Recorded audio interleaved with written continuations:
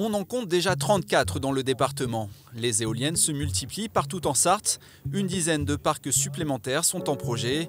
La loi impose une distance minimum de 500 mètres entre une éolienne et une habitation. Pour le reste, les règles d'implantation sont jugées anarchiques par la Fédération Vent de Sarthe. Elle réunit une vingtaine d'associations. Ce qui guide l'implantation des éoliennes, c'est uniquement le bon vouloir des promoteurs éoliens.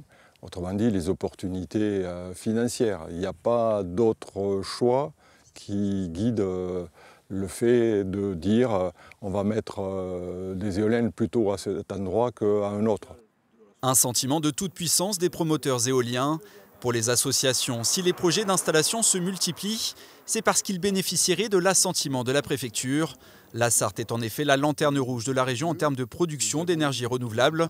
Le préfet veut augmenter la cadence.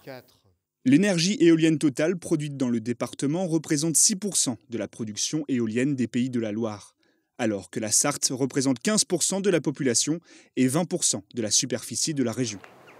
La préfecture a donc sondé les communes du département.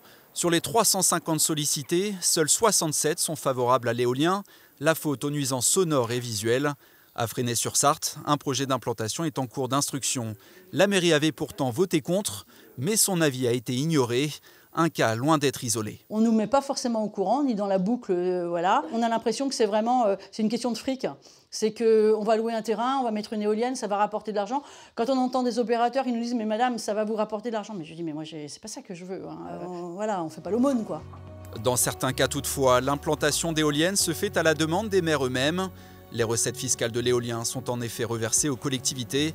Une manne financière qui compense la baisse des dotations communales.